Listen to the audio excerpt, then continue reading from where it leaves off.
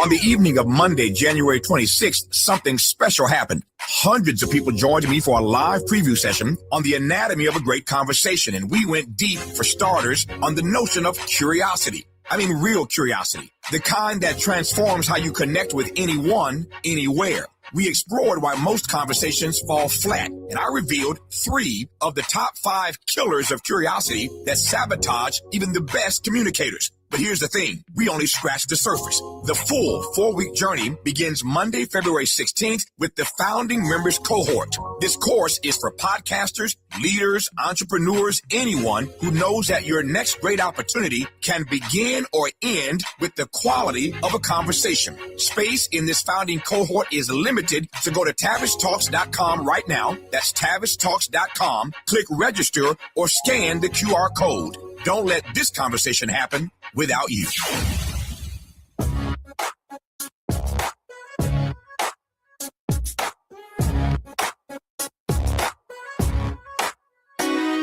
The Jesse Jackson Jr. Show. The Jesse Jackson Jr. Show. The Jesse Jackson Jr. Show. The Jesse Jackson Jr. Show. Come on and talk with me. Come on and listen to me. Come on and talk with me. Come on and listen to me. KBLA, Top 1580, download the app.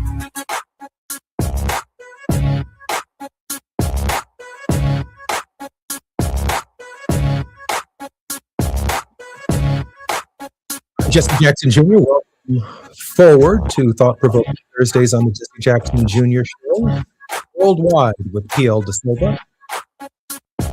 Today, sitting in for PL De Silva is our very special guest, Dr. Kim Sipes, sociology professor at Purdue University in the College of Humanities, Education, and Sciences, who takes joy in having visited 6 of the world's 7 continents. He has seen a range of socioeconomic backgrounds and living conditions across the globe while studying labor practices and movements from the streets of The Hague to villages in the Philippines. Professor Sipes, who has been an activist and researcher studying global labor solidarity since 1983, includes previously unpublished writings spanning from 1985 to 2020 in his new book, published in 2021, Building Global Labor Solidarity, Lessons from the Philippines, South Africa, Northwestern Europe, and the United States. He has taught at PNW since 2004 and chairs the Faculty Senate. He's also published more than 240 articles in peer reviews or journal interest publications in 11 different countries. Professor Sipes, welcome forward to the Jesse Jackson Jr. Show. Thank you. Honored to be here. Professor, this has been a fairly extraordinary week, but an extraordinary period in American history. We have just about 4 minutes before we come forward. Share with us, if you don't mind, a brief overview of what you're witnessing, what you're seeing, and if you don't mind, juxtapose it against the backdrop of your life and study. Okay. Well, I think part of the thing is that the Trump administration is trying to, what's the word I'm looking for here? They're trying to intimidate the American people, and they're doing it by picking on people of color, and particularly those who are immigrants, and particularly those who have entered the country illegally, regardless of whether they've been law-abiding citizens afterwards or whatever. I don't think it's really has anything to do with the immigration, although Trump's using it as that, but it's showing his racism.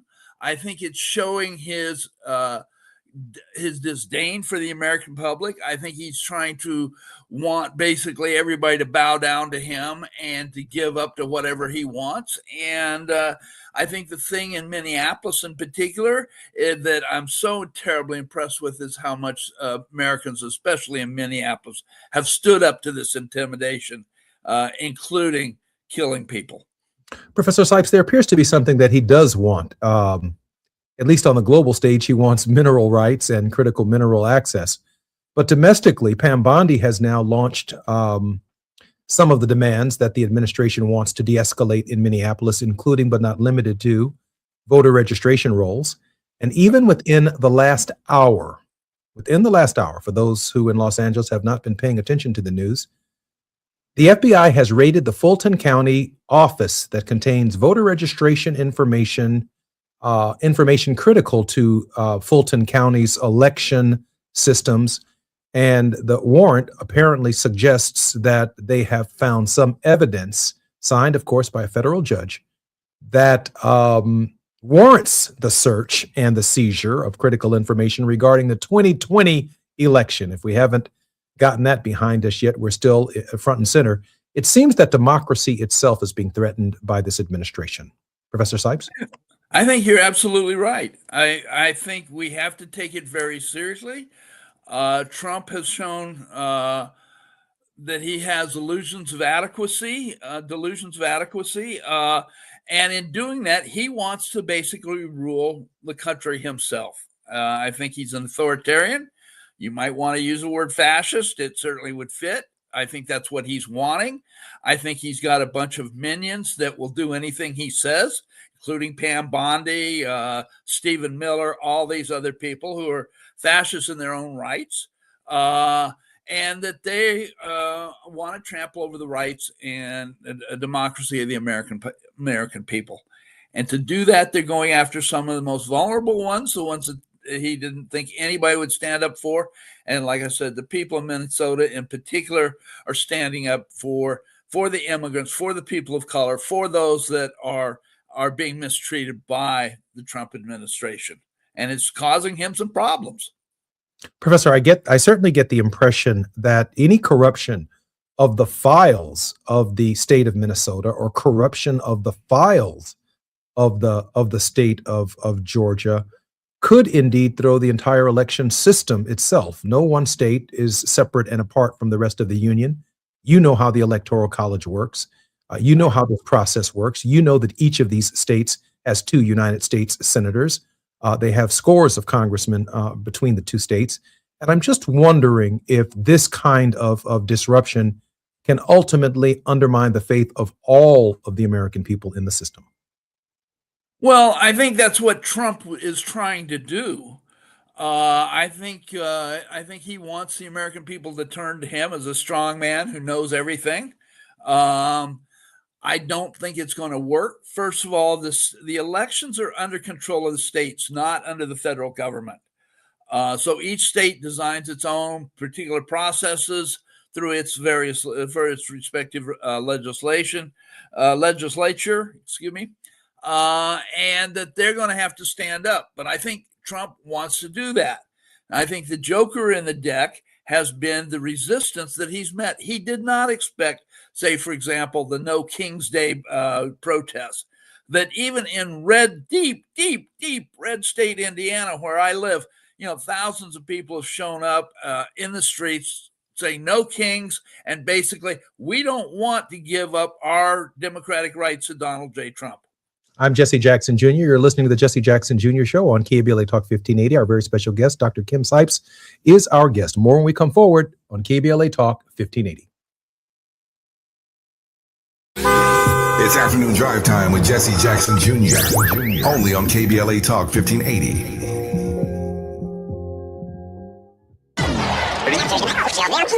Hey, KBLA delegation, you know what's better than laughing? Laughing while celebrating the legends who made us laugh in the first place. KBLA Talk 1580 is proud to present our annual Black History Month luncheon. And this year, we're honoring comedy greats, trailblazers who broke barriers, and funny bones at the same time. You had to grow up early when we was growing up because your parents were sent to the store to buy.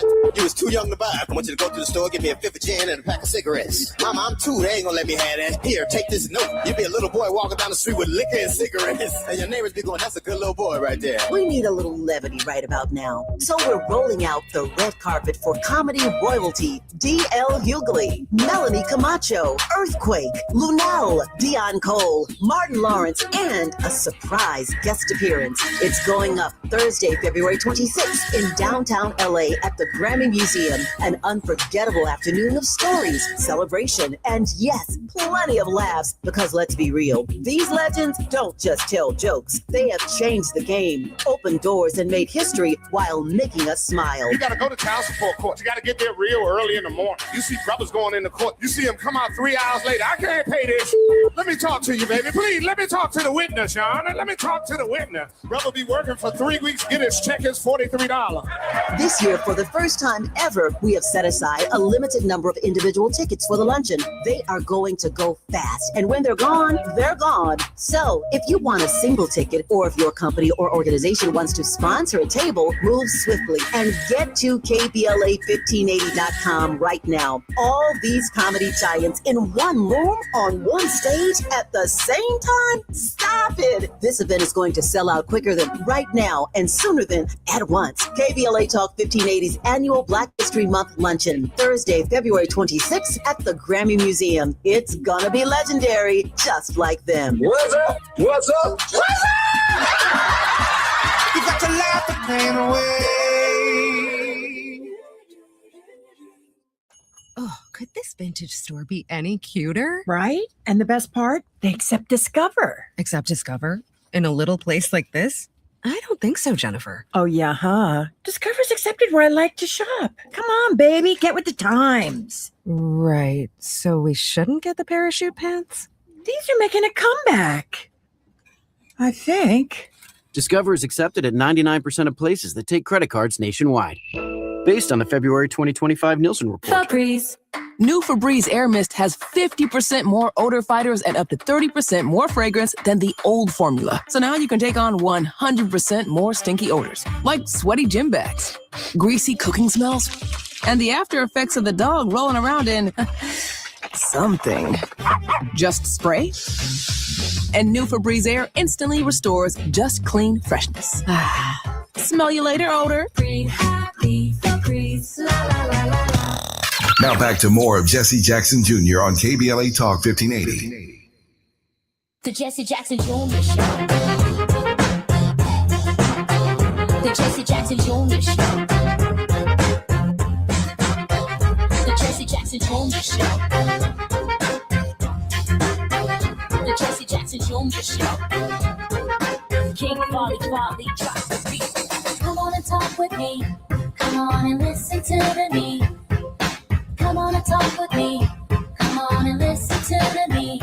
KBLA Talk 1580.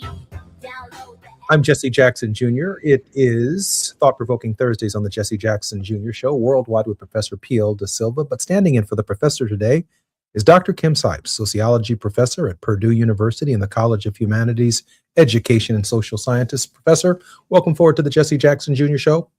Well, thank you, Jesse. Professor, can we dig a little bit deeper into the training of ICE? Who has trained this unique force in the United States government? Well, that's an interesting question. P.L. Da Silva and I were talking yesterday, and he told me that they had been trained by the Israelis. And I looked that up. I tried to find some evidence. There's a really nice article in the last couple of days on znet.org that details that, where ICE has been working with the Israelis for about 20 years. And so the tactics that you're seeing in Minneapolis, for example, are the tactics that you see in Palestine. The connection is there, and Trump has supported the Israeli genocide in Palestine. So it's not surprising that ICE has been trained at least in part by the Israeli Defense Forces. But I don't think it's any particular thing. This is something that probably all police forces do, is they want to dominate the situation. And if you live in especially if you live in a poor neighborhood, and most of my adult life, I've lived in poor neighborhoods, usually neighborhoods of color. You see this when the police come in. They come in and they want to dominate.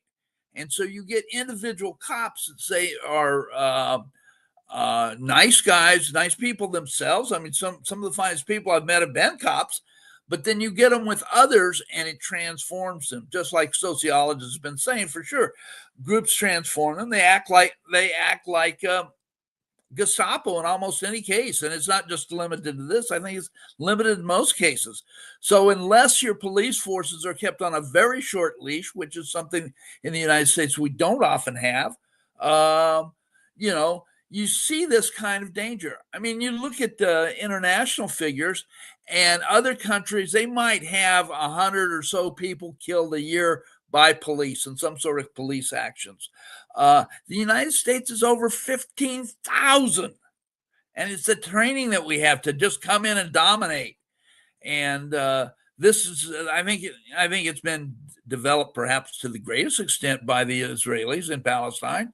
But it's that kind of mentality, the total domination of a person, of a situation, things such as that.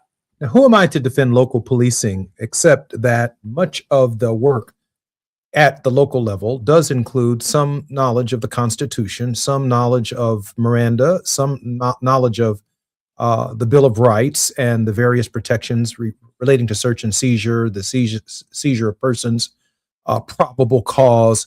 All of these things are factors in local policing, and everything that we've seen in the last several weeks suggests that ICE and these federal agents, quickly recruited, may not have the same safeguards or have been trained in the same constitutional policing that local police under local municipal jurisdictions and even within state authorities have received. How troubling and problematic from your perspective is that?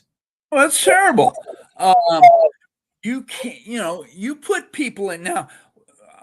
Now I'm going to put the blame at a much higher level than what the media has done in general.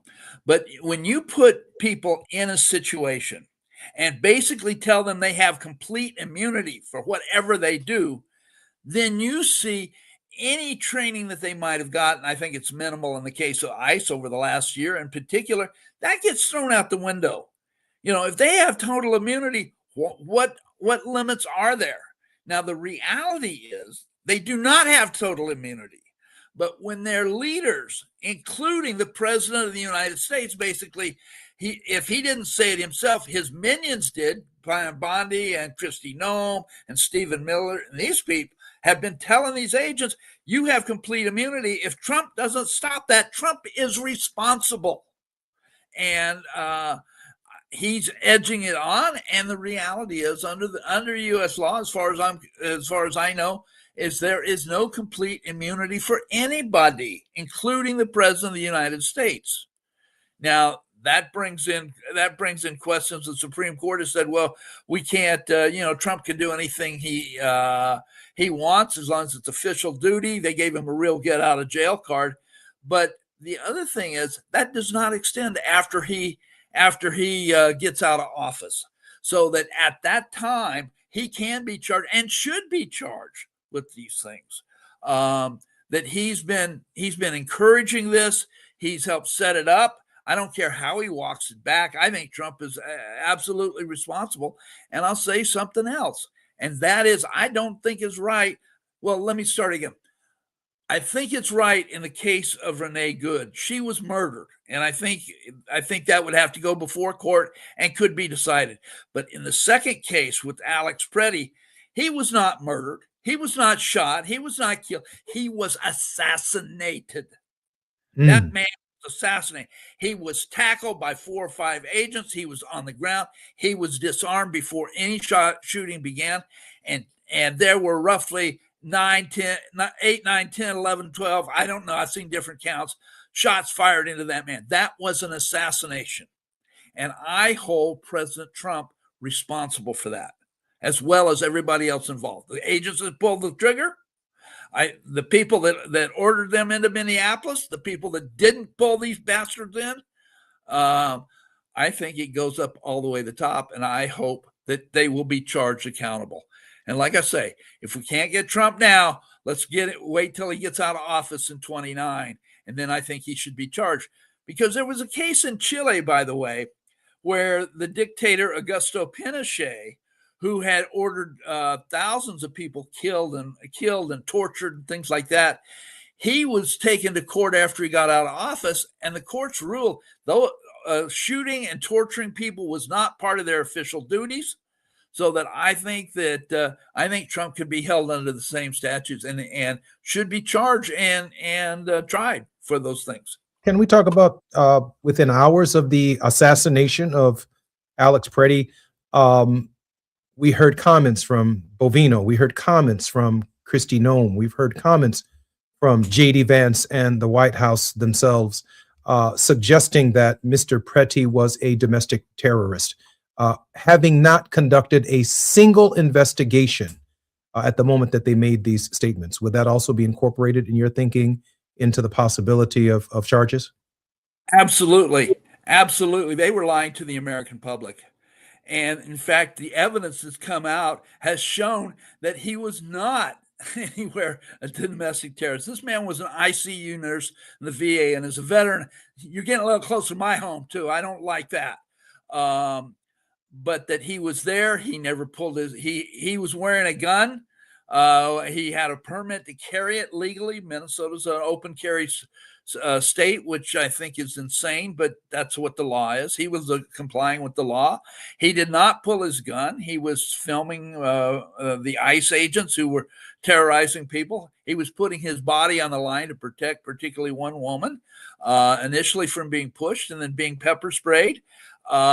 He was not escalating. He did not come there to kill a bunch of cops or whatever like that. I mean, the whole thing about Preddy's assassination, and I think that's the proper and only term to use in this case, are very blatant. And I think people like Miller and Bovino and Noem and all these people, including Donald Trump, are complicit in his assassination. Your thoughts as we prepare to come to the end of the segment at the bottom of the hour. Your thoughts on the role of Congress, the Senate, and its oversight, lack thereof, and the discussions that are taking place about not funding ICE without particular criteria, statutory criteria in federal law on what the processes and procedures of their behavior should be. Well, I think Congress, and this is most of the Republicans, although a few Democrats, have totally abrogated their duties. They have refused to defend the Constitution, which they've sworn each to do. I think this goes back on the Republicans that they've given Trump, quote, a license to kill, if you will. They have refused to pull him in. Now, the Democrats are saying they're going to get some spine. Well, I hope they do. I hope they will impeach whoever they can, including Kristi Noem, who seems to be on the hot box. But they have to take responsibility. They have allowed Trump to violate the Constitution and do whatever he wants to. And we see where this leads to. And the Democrats have to get their act together as well. Fortunately, there have been a few more have come around, and even a few Republicans are coming out and saying this is outrageous. I want an impartial investigation. And by the way, Tom Homan is not an impartial investigator. This is the guy Trump sent to Minneapolis supposedly to address Bovino's lackings. Homan is a former ICE official himself. He's also the man that has been accused of receiving a bag of $50,000 and being handed to him, and somehow that investigation stopped. The whole Trump administration, first of all, I've never seen such an incompetent group of people. It'd be hard to pull together a less competent group of people if you tried. But they have no consideration of the law, the Constitution. They'll do whatever Donald Trump tells them, regardless. And I think it's despicable.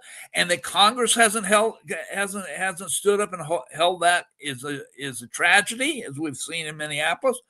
But I also hope that they'll stand up and bring some of these things under control. It's their duty, and they failed terribly so far. Professor Sipes, let me just pause for a moment to to slightly pivot, but not pivot too far from the conversation. The American people at this hour are experiencing what a law enforcement agency is doing in their communities. We've experienced here in Chicago, just 3 blocks from my home on 75th and South Shore Drive. They repelled from Apache helicopters into a building 3 blocks from my home. We're witnessing the murder of at least 2 individuals on the ground in Minneapolis. There's also an African-American who lost his life in detention in Los Angeles. They should be joined together, all 3 of them dying at the hands of federal law enforcement. I'm wondering, Professor, is it a leap as the American people are experiencing ICE? Is it a leap that the behavior that they are demonstrating in the American cities is the exact same behavior that they have been demonstrating that we've not had anything to do with or even seen, without cameras, without lights, without protesters? This is the exact same behavior that's taking place on the border when immigrants try to enter the United States. I don't think it's a leap. I think it's I don't think it's a leap at all. And in fact, I would make the leap to Palestine. Because these are the same things that the Israelis are doing to the Palestinians, and they have been doing to them. I mean, as far as I know, every major expert who's studied genocide has claimed that the Israelis are engaged in genocide against the Palestinians. Trump is supporting that, and it's coming home to us. So you can't see this stuff, in my view, you can't see this stuff overseas and not connect it to the United States. The babies come home with the bathwater, if you will. I know we're coming forward now, but I just want to say that it is not a stretch that there have been atrocities committed on the border, on the southern border of the United States, by the same forces that are repelling themselves in the cities of Chicago and Los Angeles and throughout the country, and the same forces that have been taking advantage of the people, ordinary citizens in the streets of Minneapolis, Minnesota. These are the same characters that are down there. I'm Jesse Jackson Jr., listening to the Jesse Jackson Jr. Show on KBLA Talk 1580. More when we come forward on KBLA. It's afternoon drive time with Jesse Jackson Jr. Only on KBLA Talk 1580.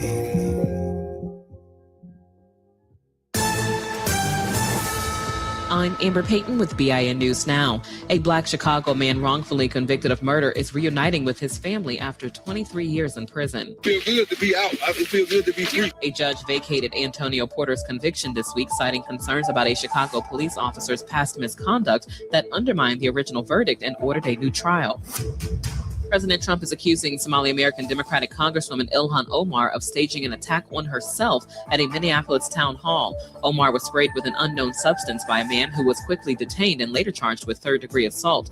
Trump told ABC News he believes Omar is a fraud and suggested she orchestrated the incident. And rapper Kanye West is returning to Mexico this weekend for his first shows there in 18 years. The concerts follow his recent Wall Street Journal apology, where he linked past anti-Semitic remarks to a brain injury and bipolar disorder.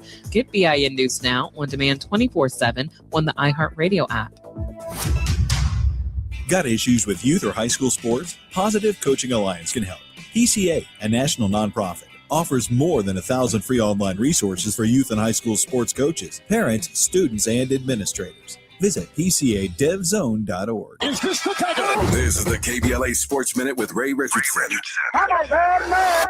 Another win for the Clippers. They put together an impressive 115-103 victory at Utah Tuesday night for their 9th win in the last 10 games. Kawhi Leonard dropped 21 points. Chris Dunn had 5 of the Clippers' 10 steals. The Clippers are now just 2 games below 500.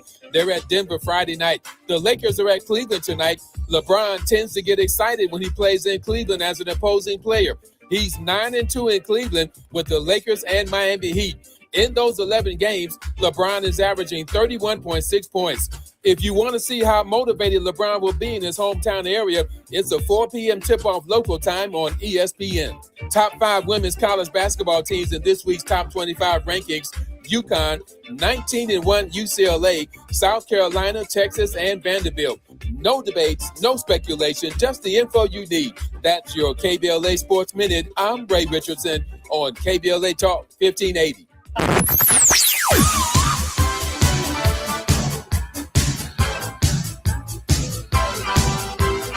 This is KBLA Talk 1580. Talk radio. That's music to your ears. We're unapologetically progressive. KBLA Talk 1580. Let's do this. On the evening of Monday, January 26th, something special happened. Hundreds of people joined me for a live preview session on the anatomy of a great conversation, and we went deep, for starters, on the notion of curiosity. I mean, real curiosity. The kind that transforms how you connect with anyone, anywhere. We explored why most conversations fall flat, and I revealed 3 of the top 5 killers of curiosity that sabotage even the best communicators. But here's the thing, we only scratched the surface. The full 4-week journey begins Monday, February 16th with the founding members cohort. This course is for podcasters, leaders, entrepreneurs, anyone who knows that your next great opportunity can begin or end with the quality of a conversation. Space in this founding cohort is limited, so go to TavishTalks.com right now. That's TavishTalks.com. Click register or scan the QR code. Don't let this conversation happen without you. They call it progress, but progress has a price. Land once held in black hands, taken, stolen, erased. Acres paved into highways, fields burned. Homes replaced by parking lots and broken promises. Every deed lost was a dream deferred. We talk about millionaires, but what about the millionaires that never were? The farmers whose soil was seized, the families who watched their inheritance disappear, the wealth that never had a chance to grow because its roots were ripped from the ground. They took the land, but never the legacy, because the soil remembers, and so do we. Every story matters. Our mission is to collect, preserve, and amplify these stories. If this is part of your family's history, visit blacklandlost.org/share your story and help bring us closer to justice. KBLA Talk 1580, connecting you with the world. African Focus Incorporated is a community-based organization whose mission is to bring Africans and African Americans together, lead charitable initiatives on the motherland, and educate people from all walks of life on the beauty, legacy, and opportunity of Africa's 54 nations. And it's that time once again when African Focus is teaming up with KBLA Talk 1580 for our 8th annual African Focus Trailblazers Tour. Travel with us in 2026 when we're headed to the southern African nations of Zambia and Botswana for a historical, cultural, and vacation tour led by me, Dominique DePrima, Cultural Ambassador for African Focus Incorporated. Enjoy luxurious accommodations, conscious fellow travelers, shopping, adventures, cultural tours, wildlife safaris, and a giant waterfall, one of the world's 7 wonders, along with a chance to be of service at an orphanage on the continent. Become an AFI trailblazer by exploring the motherland with a nonprofit organization that has members in Africa and America to help roll out the red carpet for you, and together we'll make a difference and have fun doing it. For more information, visit africanfocus.org or call 310-676-7300. That's 310-676-7300 or africanfocus.org. Whether it's stateside or exploring the diaspora, we're with you every step of the way. African Focus and KBLA Talk 1580. Come go with us. You're listening to Jesse Jackson Jr. on KBLA Talk 1580. The Jesse Jackson Jr. Show. The Jesse Jackson Jr. Show. The Jesse Jackson Jr. Show. The Jesse Jackson Jr. Show. King Wally drop the beat.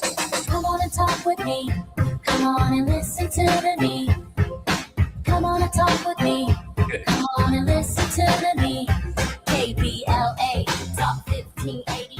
Download the app. I'm Jesse Jackson Jr. Welcome forward to the Jesse Jackson Jr. Show on KBLA Talk 1580. This is Thought Provoking Thursdays worldwide with P.L. De Silva. And sitting in for Professor De Silva today is Professor Dr. Kim Sipes, Sociology Professor in College Humanities and Education and Sciences at Purdue University.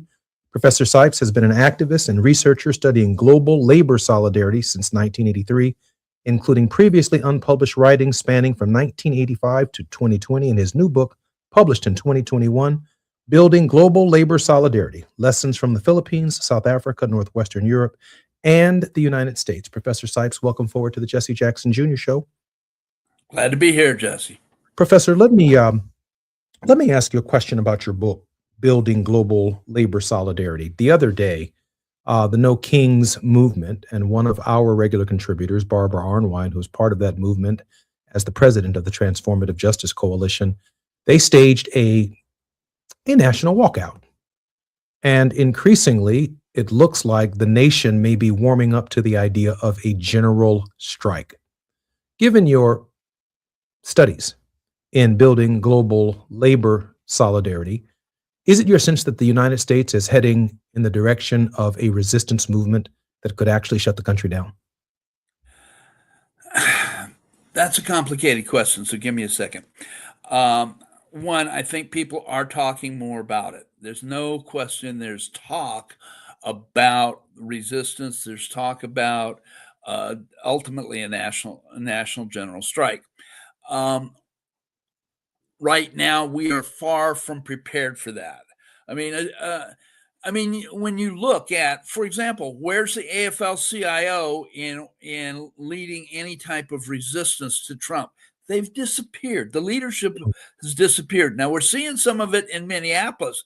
We're seeing SEIU. We're seeing the teachers union. We're seeing a number of other unions that are involved and are on the front lines. But at a national level, the national leadership of the AFL-CIO has shown nothing. In fact, they've disappeared for the last year. The problem is it's real easy to talk.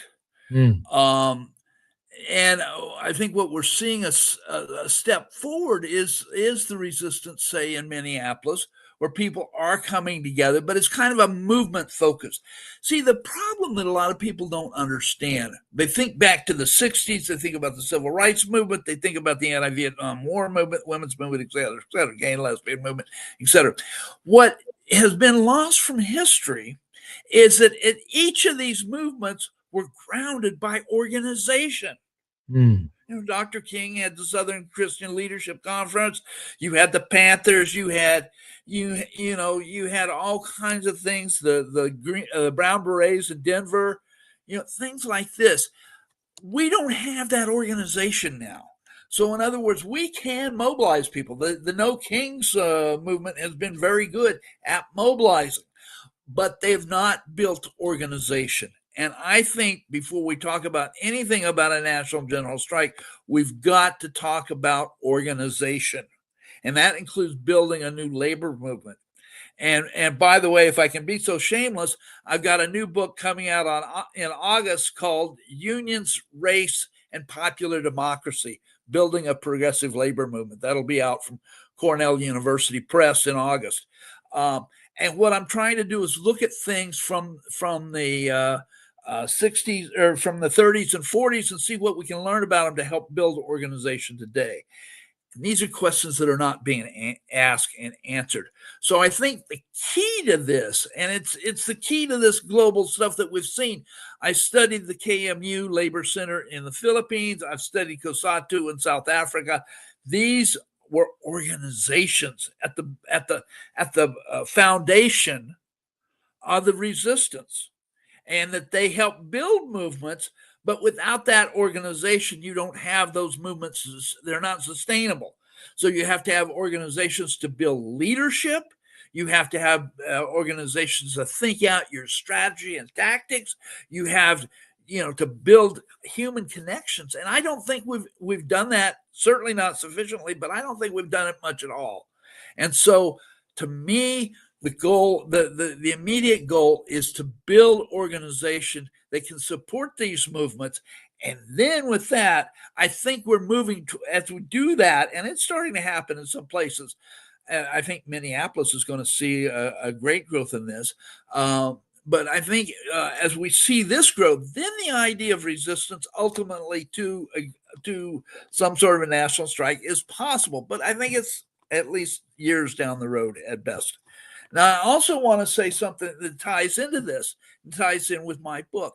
And that is, we in the United States have been taught, consciously taught, that we're the only ones that count in the world. You know, that we're the shining light on the hill. I mean, that goes back to the Pilgrims' time, Christ. Anyway, so and everybody wants to be an American, and everybody's trying to get here and stuff like that. Now, first of all, what I'm going to argue is that we cannot confine ourselves just to the national level. We've got to take a global focus. We've got to look at the United States' role in the world. And there's a brand new book I want to recommend to your listeners called Cold War on Five Continents: A Global History of Empire and Espionage by Alfred W. McCoy. I highly, highly rate it. His study of the Cold War is going to really open some eyes. But the United States has not been this wonderful place that our leaders keep telling us it is. And we've got to find ways to unite with people, whether in Palestine, whether in the Philippines, whether in South Africa, whether India, and even Iran. We've got to find ways to build ties with these countries around the world. And we as Americans have to start taking this global focus. It's absolutely essential. Some of the lessons from the Philippines, South Africa, Northwestern Europe, and the United States, you're suggesting that organizing the labor movement just within the United States is simply not enough to address the nature of the problem. Absolutely right. We've got to look at this globally. The United States is, and it's also, it's always been a global process ever since the Europeans came here in 1607, or actually before in a couple of places, but continuously since 1607. We've always affected the world, and we've been affected by it. And since particularly 1945, I would argue that we've tried to dominate the world, at least that part of the world that was not dominated by the Soviet Union. Okay. But the Soviet Union collapsed in 1991, and we've tried to dominate the world. And, we just saw, for example, just the last couple of days that something like 2 million people have died in the Ukraine. Now, however you feel about Putin or whatever, the fact is it was the United States that violated our own world that's led to events in Ukraine and the killing of 2 million people. We've got to look at that. We can't understand just this America First stuff. It's not, it's just not realistic. It gives us no way forward. And I think, to be honest, it's based on racism.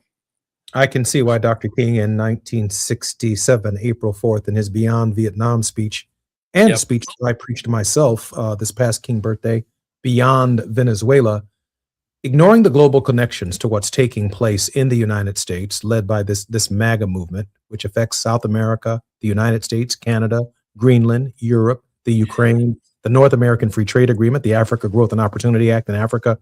It's all on the table, and therefore global solidarity is important. I'm Jesse Jackson Jr. More with Professor Sipes when we come forward on KBLA Talk 1580. While you're stuck in traffic, we can at least bring you up to speed on the news of the day. You're listening to Jesse Jackson Jr. only on KBLA Talk 1580.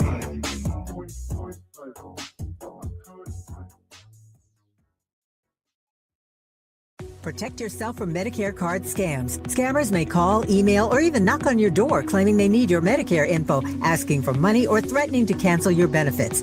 Don't fall for it. It's a scam. Remember, Medicare doesn't need to verify your information. They already have it. Medicare won't charge you for a new card and will never threaten to cancel benefits. Check your Medicare statements for suspicious charges and report scams to the California Senior Medicare Patrol at 1-855-613-7080. We're here to help. KBLA Talk 1580. We've got a lot to talk about. Imagine a Los Angeles where everyone can thrive, where communities have access to the resources they need to succeed. That's the vision of Detours Mentoring Group, Inc. They're dedicated to improving life in LA County by providing educational support, employment assistance, and spaces for community engagement. By 2050, they want LA to be the best place to connect, create, learn, live, and play. They're working toward an education system that's well-resourced and culturally responsive, becoming a hub for artists and innovators, and making sure everyone has access to healthy food, quality healthcare, and safe housing. It's about building a future where we all have the chance to succeed. We invite you to learn more about their mission and get involved with Detours Mentoring Group, Inc. This is a community call to action from KBLA Talk 1580. KBLA Talk 1580. We've got a lot to talk about.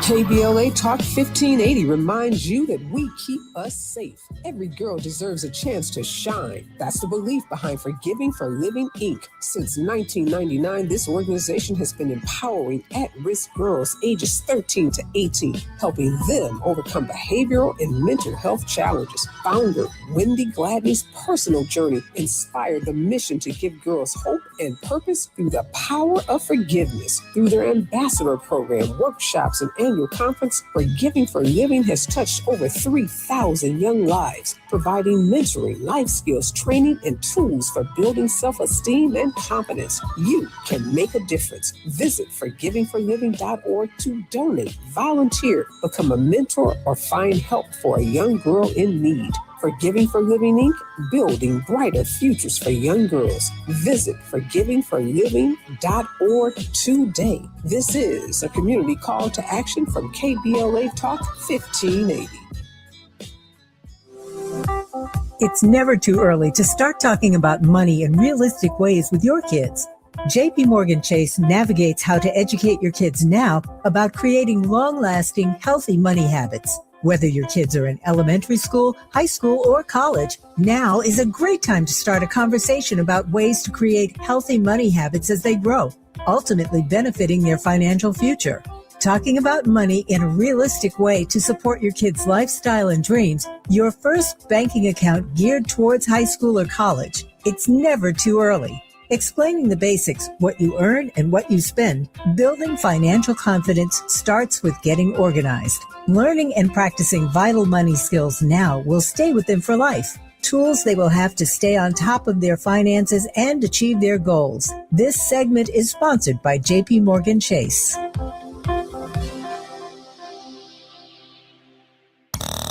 Now back to more of Jesse Jackson Jr. on KBLA Talk 1580. The Jesse Jackson Jr. Show. The Jesse Jackson Jr. Show. The Jesse Jackson Jr. Show. The Jesse Jackson Jr. Show. King Volley drop the beat. Come on and talk with me. Come on and listen to the me. Come on and talk with me. Come on and listen to the me. KBLA Talk 1580. Download the app. I'm Jesse Jackson Jr. Welcome forward to the final segment in our first hour on Thought Provoking Thursdays worldwide with P.L. De Silva, our very special guest. Sitting in for Dr. De Silva is Dr. Kim Sipes. Dr. Sipes has taught at Purdue since 2004 and chairs the Faculty Senate. He's also published more than 240 articles in peer-reviewed or general interest publications in 11 different countries. Professor Sipes, welcome forward to the Jesse Jackson Jr. Show. Thank you, Jesse. Professor, can I make a comment on political violence? I was in Congress when Congresswoman Gabby Giffords was shot. Her husband, Mark Kelly, went on, an astronaut, to become a United States Senator, Senator Mark Kelly. I remember, and I think we all do, the two assassination attempts on President Donald Trump. We also remember when Nancy Pelosi's husband was beaten in his home. And recently, Congressman Maxwell Frost was punched in the face. Yesterday, Congresswoman Ilhan Omar was assaulted.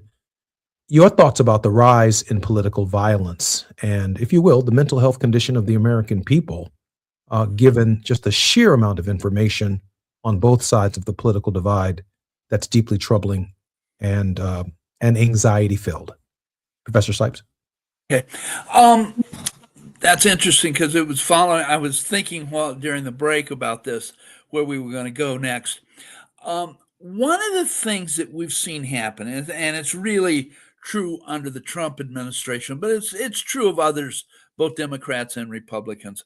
This goes back to the whole thing of anti-communism. And that, the Communist Party was a legal party, still is as far as I know. But one of the techniques that the right did was basically to teach us to shut our hearing when anybody said communist or socialist or anything like this. They didn't want us to talk to these people. It didn't matter how grounded in reality they were or weren't, but we weren't even supposed to think about them. And this led to the McCarthy period, and I can go on about that, but I don't want to. But what we've seen lately, and particularly under the MAGA movement, is the idea is conservatives can't talk to liberals, liberals can't talk to conservatives because the other side is both evil. And this is also carried out. You see it in the news casting today. I mean, Fox doesn't want to talk to MSNBC and vice versa, and CNN somewhere in the middle. All right. The point is, let me tell you a little story. I teach in Northwest Indiana. I taught by the way, I am now retired. I'm no longer president of the Senate or a professor. I'm a professor emeritus, what we call emeritus. Anyway, I'm retired. And the point is, for 18 and a half years, I taught in a university that was 4.5 miles out of a 2-stoplight town. We're talking deep, dark, rural Indiana, and people, most of the people, very provincial area. A world trip was going to Tennessee or Kentucky to see relatives for most of my students. Yeah. I can't make this stuff up.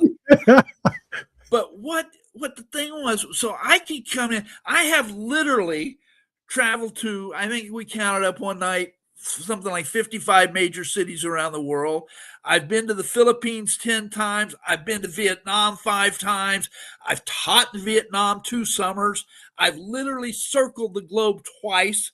So what I was doing was I was bringing my experiences, and also as a former U.S. Marine and then a former industrial printer, I was bringing that in the classroom. And I would tell students, I don't want you to say, well, he's full of crap or whatever, he's wonderful. I want you to think about what I said. In fact, when I speak in public, I tell my audiences not to believe a single word I say. I say, give me the respect to consider what I'm saying. And if it makes sense to you, adopt it. If it makes sense, get your hand up and raise questions or say, hey, he's full of crap and I don't want to listen to it. And you know what I found out? No, and even on my exams, I allowed my students to challenge anything I said in class. And I didn't hold it against them. They got judged on how well they made their argument or didn't make it. And what I found out is that, people would listen. They would think. Some people I changed, some people I didn't. But we were able to communicate. This idea that you can't communicate is nonsense. It's being put out by the powers that be. They don't want us to talk to each other. They don't want whites to talk to blacks or blacks to talk to whites. And this is, this is one thing I'm glad you're expanding on in here with all your guests and people like that. I commend you for that, sir. But the idea here that we can't talk is to keep us from talking.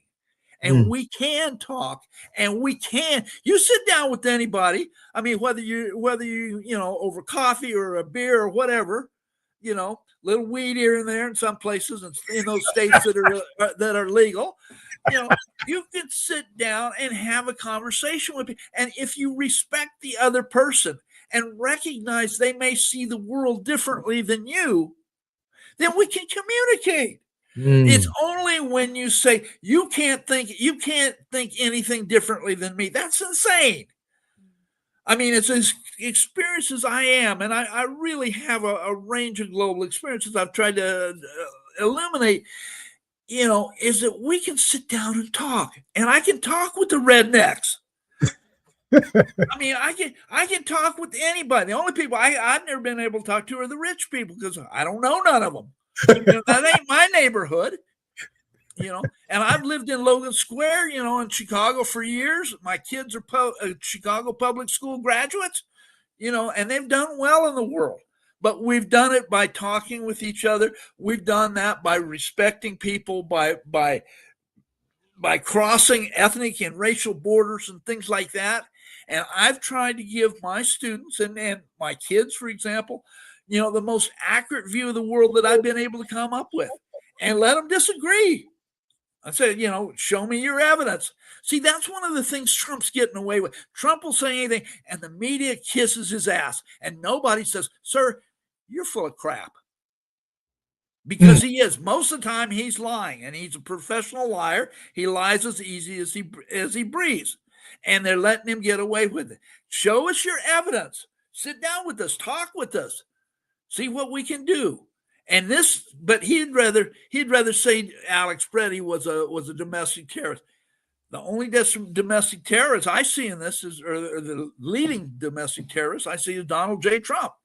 And I don't think we should allow him or anybody else to define the limits of our conversations, that we've got to talk across different lines, different boundaries and stuff like that. And we can do it because my experience shows we can. Professor, when I think about it, and I've got just about a minute left in our program, so grateful for your participation today, and I hope you become a regular contributor and guest on our show. Let me tell you something. Thank the you. 2nd Congressional District of Illinois, 2/3 of it geographically is from here on 43rd Street in Chicago all the way to Tilton, Illinois. We've got southern counties that have actually voted to join Indiana, to join down there where you work. And you have to venture into this space. That's what I'm hearing you say. And you have to have communications with them. You have to talk with them. And you'll find more human commonality, more things that you have in common than you have apart if we're just willing to take the risk. Professor Sykes, I'm particularly grateful that you've been on the Jesse Jackson Jr. Show. I hope you'll be back. I'd like to. Thank you, Jesse. Thanks for having me. I hope it's been good. Oh, it's been fantastic. Thank you. I'm Jesse Jackson Jr. You're listening to the Jesse Jackson Jr. Show. This is Thought-Provoking Thursdays on the Jesse Jackson Jr. Show. When we come forward, our regular contributor, Dr. Todd Urey, will be joining us. KBLA 1580 Santa Monica. I'm Amber Payton with BIN News Now. A Black Chicago man wrongfully convicted of murder is reuniting with his family after 23 years in prison. Feel good to be out. I feel good to be free. A judge vacated Antonio Porter's conviction this week, citing concerns about a Chicago police officer's past misconduct that undermined the original verdict and ordered a new trial. President Trump is accusing Somali-American Democratic Congresswoman Ilhan Omar of staging an attack on herself at a Minneapolis town hall. Omar was sprayed with an unknown substance by a man who was quickly detained and later charged with third-degree assault. Trump told ABC News he believes Omar is a fraud and suggested she orchestrated the incident. And rapper Kanye West is returning to Mexico this weekend for his first shows there in 18 years. The concerts follow his recent Wall Street Journal apology, where he linked past anti-Semitic remarks to a brain injury and bipolar disorder. Get BIN News Now on demand 24/7 on the iHeartRadio app. Got issues with youth or high school sports? Positive Coaching Alliance can help. PCA, a national nonprofit, offers more than 1,000 free online resources for youth and high school sports coaches, parents, students, and administrators. Visit PCADevZone.org. This is the KBLA Sports Minute with Ray Richardson. I'm a bad man. Another win for the Clippers. They put together an impressive 115-103 victory at Utah Tuesday night for their 9th win in the last 10 games. Kawhi Leonard dropped 21 points. Chris Dunn had 5 of the Clippers' 10 steals. The Clippers are now just 2 games below 500. They're at Denver Friday night. The Lakers are at Cleveland tonight. LeBron tends to get excited when he plays in Cleveland as an opposing player. He's 9-2 in Cleveland with the Lakers and Miami Heat. In those 11 games, LeBron is averaging 31.6 points. If you want to see how motivated LeBron will be in his hometown area, it's a 4 p.m. tip-off local time on ESPN. Top 5 women's college basketball teams in this week's top 25 rankings. UConn, 19-1 UCLA, South Carolina, Texas, and Vanderbilt. No debates, no speculation, just the info you need. That's your KBLA Sports Minute. I'm Ray Richardson on KBLA Talk 1580. Let's do this. On the evening of Monday, January 26th, something special happened. Hundreds of people joined me for a live preview session on the anatomy of a great conversation, and we went deep, for starters, on the notion of curiosity. I mean, real curiosity. The kind that transforms how you connect with anyone, anywhere. We explored why most conversations fall flat, and I revealed 3 of the top 5 killers of curiosity that sabotage even the best communicators. But here's the thing, we only scratched the surface. The full 4-week journey begins Monday, February 16th with the Founding Members Cohort. This course is for podcasters, leaders, entrepreneurs, anyone who knows that your next great opportunity can begin or end with the quality of a conversation. Space in this Founding Cohort is limited, so go to TavishTalks.com right now. That's TavishTalks.com. Click register or scan the QR code. Don't let this conversation happen without you.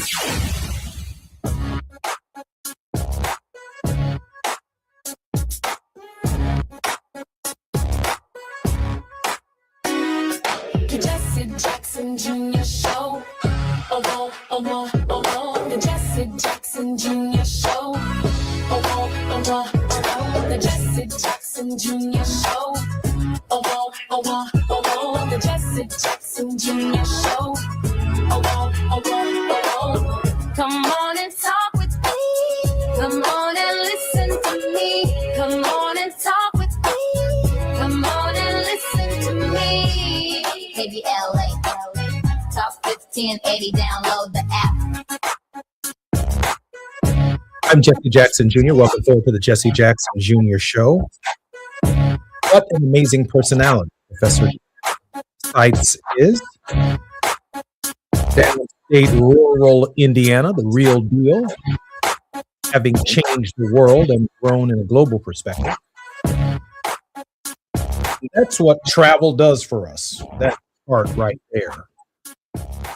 I remember growing up in a household where a wonderful woman by the name of Florine Malone would take care of us when our parents were extremely busy fighting for social justice around the country, around the world. And Mrs. Malone lived in Markham, Illinois. One day, my brothers and sisters and I decided that we wanted to go see a movie downtown. And of course, Mrs. Malone was not very familiar with downtown Chicago. So we convinced her to catch the Jeffrey Express with us. And we took her to downtown Chicago, to the Esquire Theater, to see one of our favorite movies. I can't remember what it specifically was.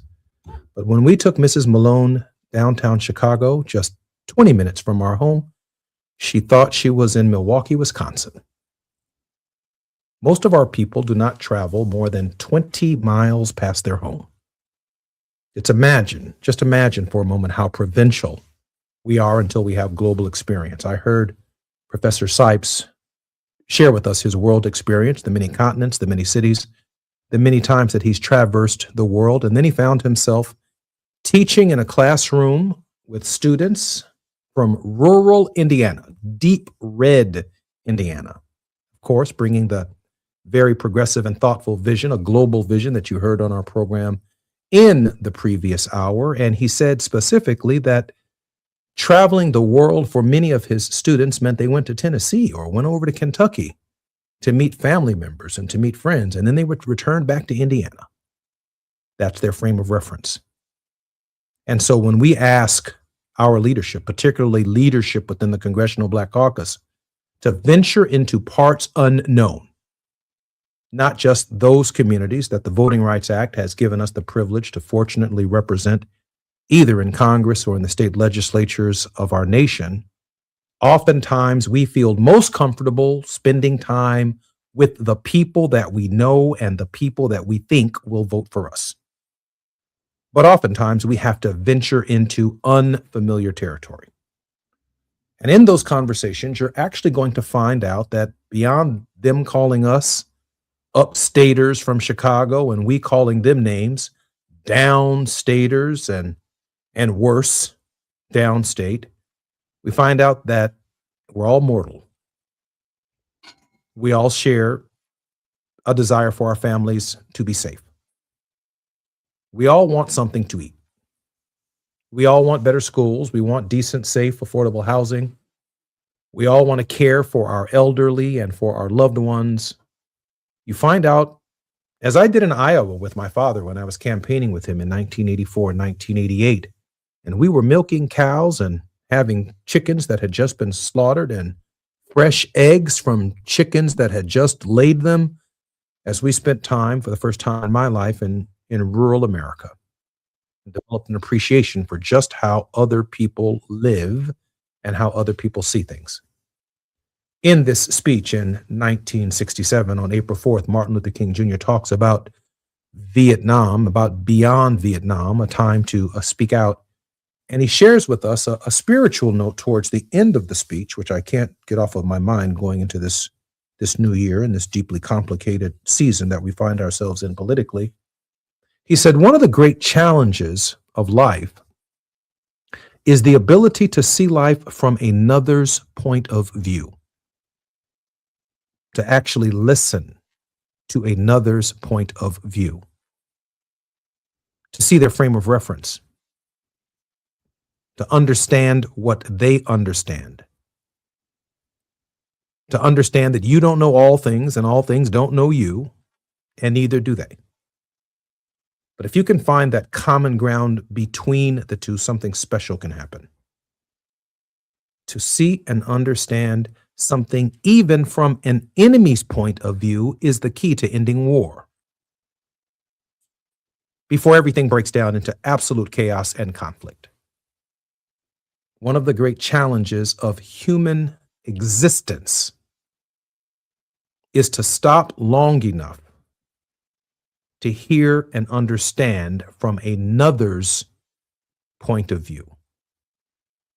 Insight from Martin Luther King Jr. at this hour in the nation's history, and grateful for the previous conversation that we've had with Dr. Kim Sipes, of Professor Emeritus at Purdue University. In the next hour, Dr. S. Todd Yeary, principal of the Yeary Firm, a Maryland-based litigation and government relations firm, who also serves as the senior pastor of the Douglas Memorial Community Church of Baltimore and affiliates. Dr. Yeary is also the former chief executive officer of the Rainbow Push Coalition, an organization founded by my father. His social justice work includes having served on the national board of the National Action Network, Reverend Al Sharpton's organization, from 2015 to 2021, past political action chair for the Maryland State Conference of the NAACP, and co-founding principal of Community Churches of Community Development, Inc.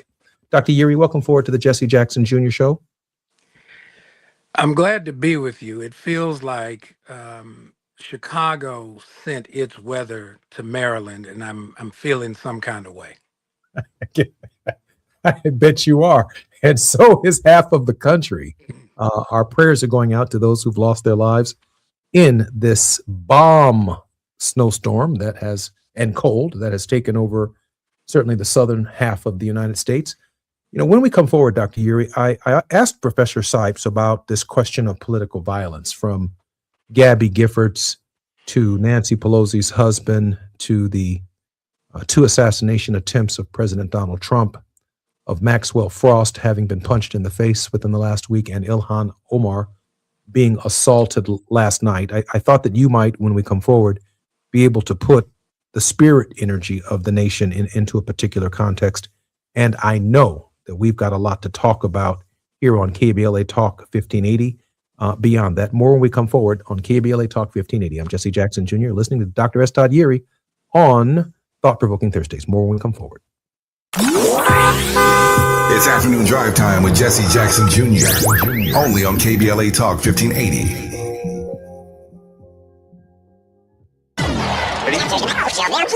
Hey, KBLA delegation, you know what's better than laughing? Laughing while celebrating the legends who made us laugh in the first place. KBLA Talk 1580 is proud to present our annual Black History Month luncheon. And this year, we're honoring comedy greats, trailblazers who broke barriers, and funny bones at the same time. You had to grow up early when we was growing up because your parents were sent to the store to buy.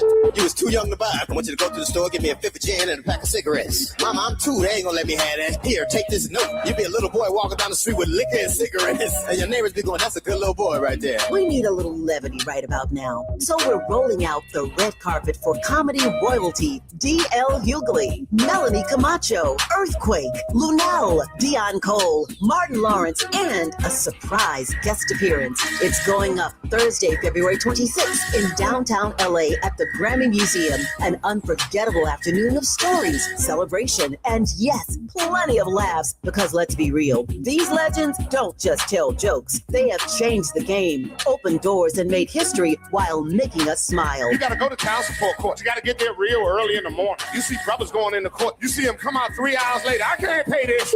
Let me talk to you, baby. Please, let me talk to the witness, Sean. Let me talk to the witness. Brother be working for 3 weeks, get his check is $43. This year, for the first time ever, we have set aside a limited number of individual tickets for the luncheon. They are going to go fast, and when they're gone, they're gone. So, if you want a single ticket, or if your company or organization wants to sponsor a table, move swiftly and get to KBLA1580.com right now. All these comedy giants in one room on one stage at the same time? Stop it! This event is going to sell out quicker than right now and sooner than at once. KBLA Talk 1580's annual Black History Month luncheon, Thursday, February 26th at the Grammy Museum. It's gonna be legendary, just like them. What's up? What's up? What's up?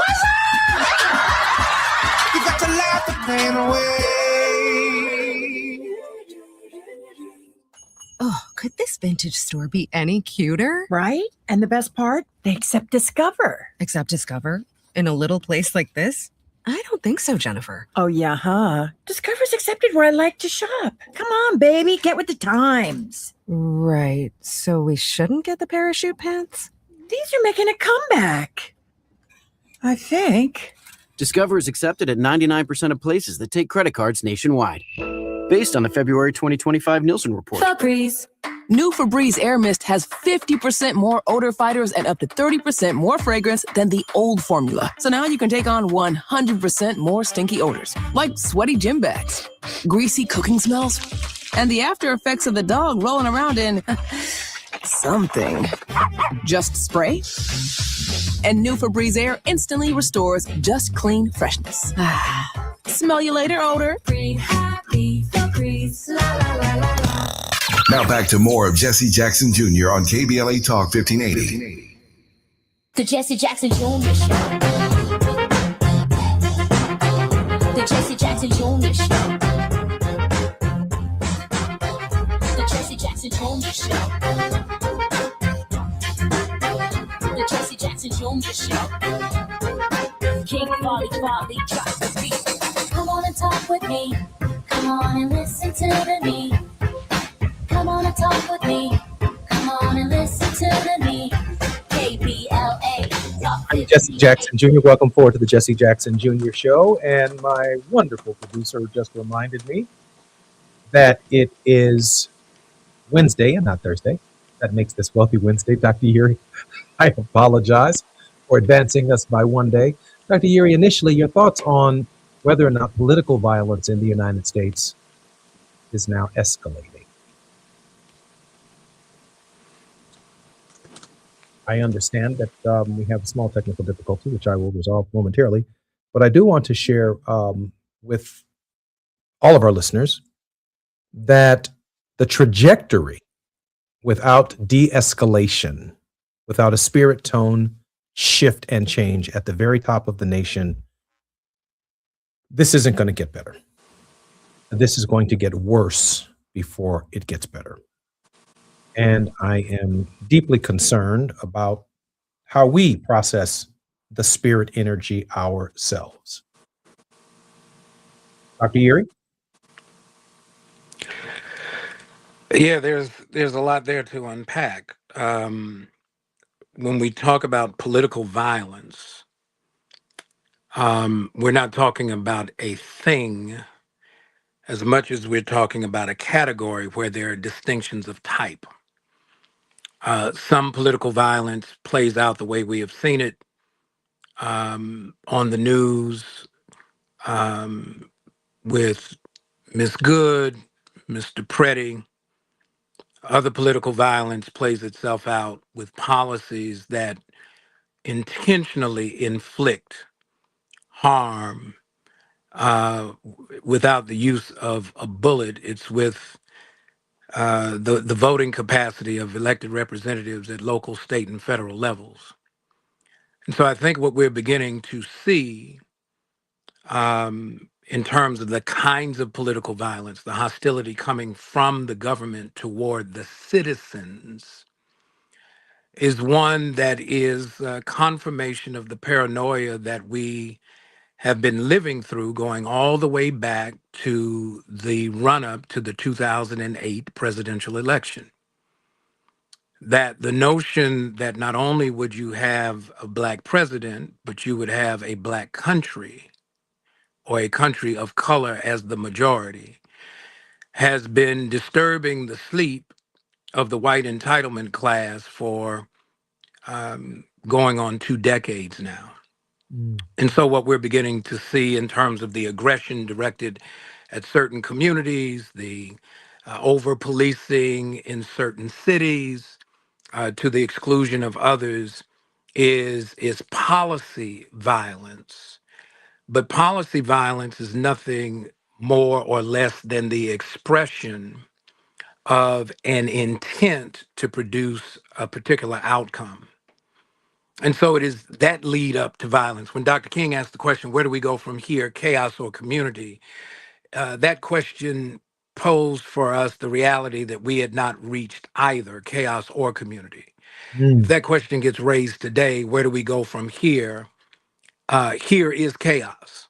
And it is chaos marketed for that very purpose. When you have Stephen Miller in the White House drawing the policy diagram, when you have the president parroting whatever the line needs to be, when questioning why a sitting member of Congress who is an immigrant herself from the Somali community, the response he gives is not that political violence is never appropriate, but rather she's a fraud.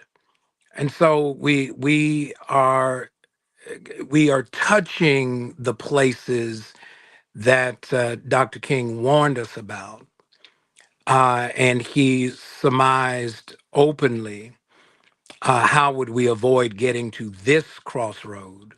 And now that we're here, the people have to figure out what will be their response to political violence of all types of sort, including the kind of violence we've seen on the television over the last several days.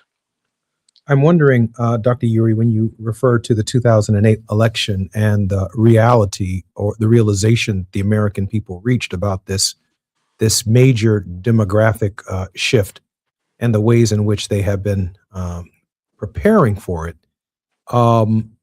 Today, the Fulton County Bureau of Elections, I'm probably not getting the particular agency correct, as well as Pam Bondi, even in Minneapolis, as part of the criteria for de-escalation of ISIS behavior in Minneapolis, she seeks access to the state's voting rolls. Do you see that as part and parcel of this idea of limiting the access or the growth of these populations that profoundly influenced the 2008 elections? Look, and every election since, right? Let's just think about this for a minute. Whether it's by participation or by abdication, it has been the turnout of those who are most disaffected that has really kind of set the course for where the country has been positioned to go. But let's not forget that part of this is to bring credibility to the myth, the mythology, that the 2020 election was stolen. And it was stolen by people of color. Remember, there was intentional conduct directed at Wayne County, Detroit metro area, looking at Fulton County. These are not coincidental selections. And so when You now have the president who was looking for 11,000 and some odd votes in 2020, now sending the FBI in to work around the elected Secretary of State in Georgia, even after all of these task forces and commissions identified that there was no significant voter fraud in 2016 or 2020. The biggest threat was from outside the nation's boundaries. It is to craft a narrative that creates such unrest that the people's response, by virtue of their First Amendment protections, would be protest. Now, protest becomes outlawed and it peaks just as this election is about to go forward. And what does this president want? He doesn't want just 11,000 votes. He wants control of the House and the Senate that then carts and charts the path for the next 2 years of chaos that would be on a scale that we're not even prepared to consider what that might look like. Dr. Urey, we have about 7 minutes, obviously, before we come forward. From your unique perspective, both at the Rainbow Coalition, at the National Action Network, Dr. Sipes in the last hour talked about the kind of organization that needs to be in development, without any specifics, in order to confront this hour in history.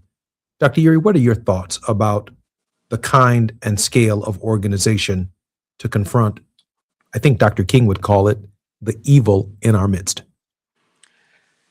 Well, first, I would expand our awareness that the civil rights movement that was largely focused on the work of Dr. King and SCLC benefited from the presence of other organizations that didn't necessarily share the same direct perspective. But an SCLC without a SNCC, without a CORE, without other related entities, NAACP and the like, absolutely, is not nearly as effective. You got to give an alternative. If there had not been the self-help focus and the right to self-defend focus of the Black Panther Party, we would have a much different conversation. If you do not have a Malcolm X in the North talking to, at that stage, the neoliberal version of the oppressor, and a Dr. King speaking to the community that deals with the overt terrorism of white violence and white rage, you don't get the same outcome. And so we've got to develop organizations, plural, that are clear-eyed in their perspective, but also unified in the objective, which must be the liberation of those who find themselves at the hand of the oppressor. I've heard from Gen X, Gen Z, I've heard even from some millennials that the tactics of the 60s are not appropriate for this hour, that there are new methods of organizing that we should be looking at. But I must be candid, in some ways it's really all that I know in terms of the sum of our history. Are there improvements, Dr. Urey, that we could make that would make the movement of these multiple organizations more effective? Well, we should always be open to using the tools of the current moment. Organizing as a principle hasn't changed, right? What organizes a group of people to coalesce is finding some synergy around common goals and common objectives. That's a conversation. Coalition building hasn't changed in terms of how it functions. The tools that are used have changed. The methods of the 50s and the 60s, the courts and the pulpits, right? Even the stage for those who were performing and entertaining at the time. That now takes on a different framework, right? We use tools now. Technology is a big deal, but technology also comes with some hazards because you now have perpetrators and infiltrators who now mock and mimic what would otherwise appear to be the 21st century version of organizing. And what they really are imposters who are just lurking in the chat rooms and the spaces where we hang out to sow discord and disinterest in promoting the causes of justice. So I don't believe necessarily that the framework of organizing and liberation have changed. The tools have, the methods have to change because we're in different times. Television is now on your device. It's not what you go watch when you get home. And so the ability to communicate broadly in real time is much more immediate and much more impactful. The question becomes, how do we use the tools of our current predicament to aid in the outcome that would lead to our liberation? I'm deeply troubled at this hour as to whether or not anyone from the various legacy organizations is giving any thought whatsoever.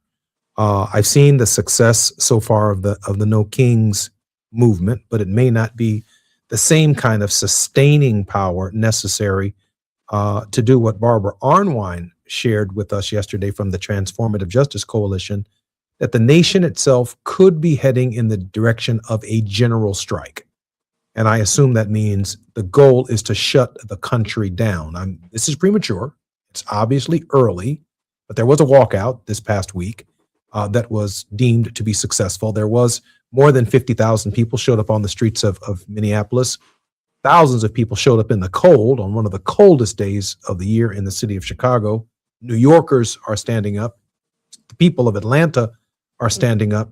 The question is whether or not, at least for me, a coalition between blacks and whites and browns and all Americans who are affected by the challenges of this hour to save our democracy indeed can be sustained over a period of time to get the attention of the United States government. I'm Jesse Jackson Jr. This is Wealthy Wednesdays. Our very special guest, Dr. S. Todd Yeary, is the principal of the Yeary Firm, a regular contributor to the Jesse Jackson Jr. Show, and is largely responsible for getting us over Hump Day on Wednesdays. I'm so grateful for his leadership and his efforts. More on KBLA Talk 1580 when we come forward with Dr. S. Todd Yeary. It's afternoon drive time with Jesse Jackson Jr. Only on KBLA Talk 1580.